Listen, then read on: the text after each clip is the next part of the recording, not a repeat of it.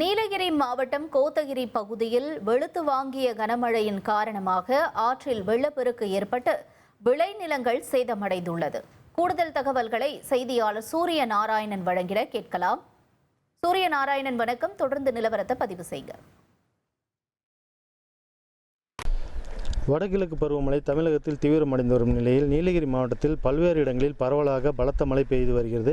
கடந்த 3 நாட்களாக கோத்தகிரி பகுதியில் இரவு நேரங்கள் மற்றும் பகல் நேரங்களில் பரவலாக மழை பெய்து வருவதால் விளைநிலங்கள் அனைத்தும் சேதமடைந்திருக்கு. குறிப்பாக பூண்டு, புரோக்கோலி மற்றும் கேரட் போன்ற காய்கறிகள் பயிரிட்டுள்ள விவசாயிகள் அனைத்தும் நீரில் மூழ்கி அழுகி சேதமடைந்துள்ளது. இது குறித்து நம்முடைய விவசாயி ஒருவர் இருக்கிறார், அவர்கிட்ட நம்ம கேட்கலாம். சார், என்னென்ன பாதிப்பு ஏற்பட்டிருக்கு, நீங்கள் என்ன எதிர்பார்க்குறீங்க அரசாங்கத்திலிருந்து? சார், நம்மளது பூண்டு, கேரட்டு, புரோக்கோலி எல்லாமே பாதிப்பட்டுருக்கு சார். நம்ம இப்போ என்ன மானியம் என்னன்னா, அது நம்மளுக்கு வேண்டியபடி இந்த எவ்வளோ சேதமாக இருக்குது அதை தகுந்த மாதிரி இது பொண்ணு. இன்னும் ஆறு நம்மளுக்கு க்ளீன் பண்ணணும். ஆறு இல்லாமல் நம்ம ஒன்றும் பண்ண முடியாது. ஒன்று பாலத்தை அகர்த்து பண்ணணும், பாலத்தை கொஞ்சம் இது பண்ணி க்ளீன் பண்ணி தரணும். அந்த பாலத்தினால தான் காட்டுக்கே தண்ணி ஏறுது. அது இத்தனை நாள் சொன்ன யாரும் எடுக்கலை, யாரும் அதை கேட்கல. இப்போ அது ஒன்று இதாகிட்டு எங்களுக்கு பாதிப்பு வராது. இப்போ பாதிப்பு ரொம்ப அடைஞ்சோடனே நம்ம ஊர் அடைஞ்சோடனே நேரம் இப்படி வருது.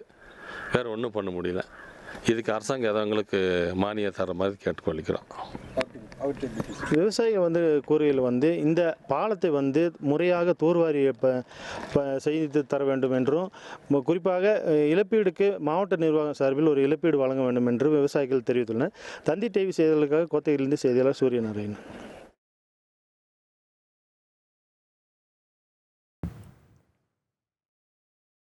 உங்களுடைய தகவல்களுக்கு நன்றி சூரிய நாராயணன். உங்கள் தந்தி 1 தொலைக்காட்சியில் கணபதியே வருவாய் தினமும் காலை 7 மணிக்கு காண தவறாதீர்கள்.